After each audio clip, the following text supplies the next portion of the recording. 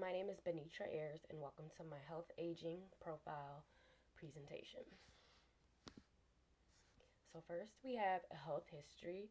The main conditions that are common in my family are Alzheimer's disease, cancer, and arthritis.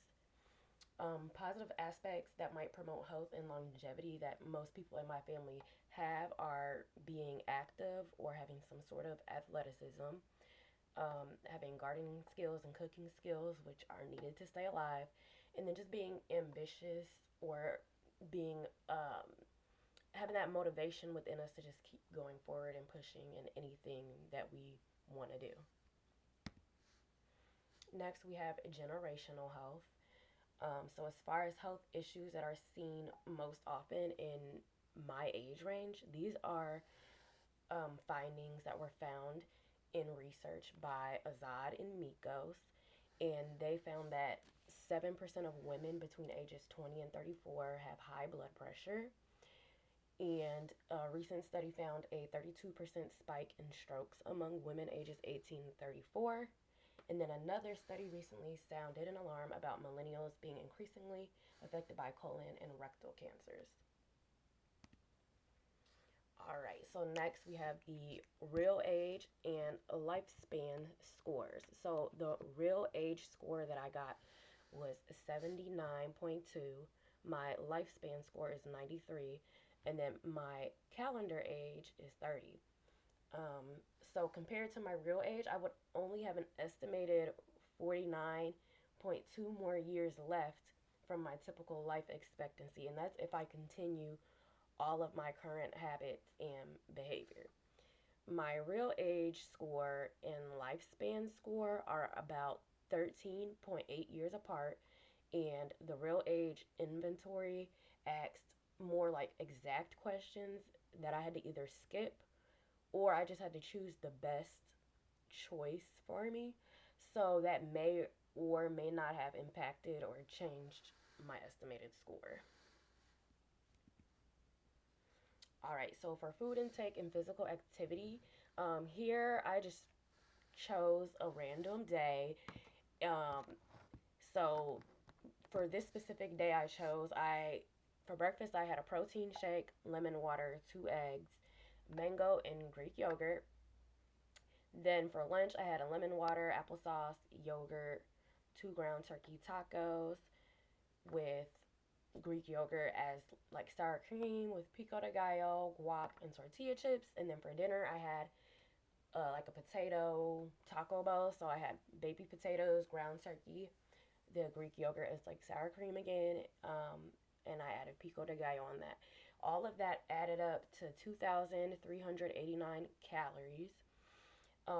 And basically, I just noticed that my biggest meal of the day was lunch, and next it was dinner, and then breakfast would be the smallest meal of the day, which usually that's pretty normal for me because I don't really like eating too much for breakfast. And then just tracking a 3 day period of physical activity for me. I do go to the gym consistently. So for Monday through Tuesday, I started off Monday with a leg day, burned 820 calories, and spent an hour in the gym. For Tuesday, I had a back day and burned 602 calories and spent an hour in the gym. And then on Wednesday, I had another leg day and I burnt 721 calories and I spent an hour in the gym. And then in a study by Ho and his colleagues, it was stated that diet exercise combination was the only intervention which significantly improved healthy aging index scores, reflecting the necessity of both diet and exercise in improving functional status. So, in order to be functional, you do need to have a pretty decent diet and implement exercise into your daily life. All right, so next for the Defy aging score, I scored 31 to 36 range. And that pretty much stated that I was on the right track. Um, and in a study by Ilias and his colleagues, they stated that people with serious mental illness, such as schizophrenia or bipolar disorder have a substantially reduced life expectancy compared with the general population. So anybody who score that might be a score that's more detrimental, um, their lifespan is more at risk because they're not prioritizing their mental health, or they just have a condition that's really, taking a toll on them. Next, we have cognitive and memory function. So, as far as cognitive, I for reaction time, I got 317 milliseconds, and that was seen as above average, because the average reaction time stated was 273 milliseconds. And then, as far as memory function, I made it to level 8 for memory of numbers, um, which is also slightly above average because it was stated that 7-digit numbers are usually what the average person remembers reliably. Um, in a study by American Psychological Association, it was found that many studies have shown that the brain remains capable of regrowth and of learning and retaining a new facts and skills throughout life, especially for people who get regular exercise and frequent intellectual stimulation. So as long as you're stimulating your mind and learning new skills, or taking on new hobbies, you're contributing to your cognitive, and memory function.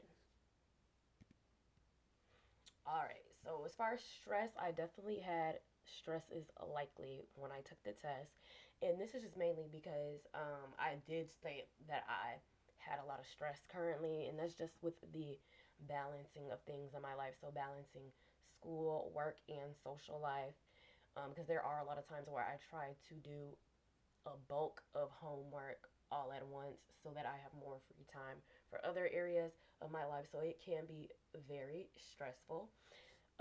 In a study by Yegorov and their colleagues, it stated that the stress response is an adaptive mechanism that allows mobilizing all the resources of the body to fight a temporary threat.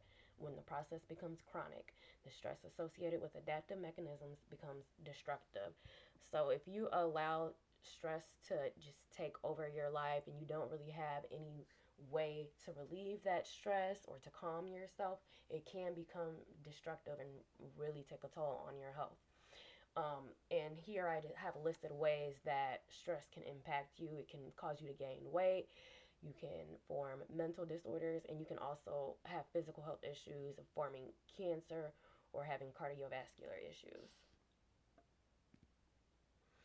All right.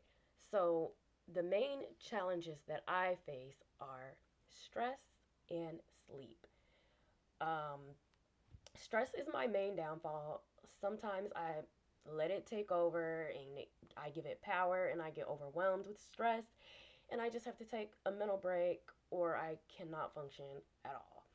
I also lack in the sleep department because I try to get so much done in one day, and before I realize it, the day has flown by, and I can only get about maybe 3 to 4 hours of sleep comfortably. So those are the areas I struggle with. But my strengths are exercise, diet, and remaining positive. I exercise regularly. I exercise Monday through Friday for an hour a day. I have a pretty decent diet. I always make sure that I'm getting in my veggies and fruits. And I don't really drink sodas and juices like that. I mostly drink water, lemon water, or maybe I'll add a hydration packet to water.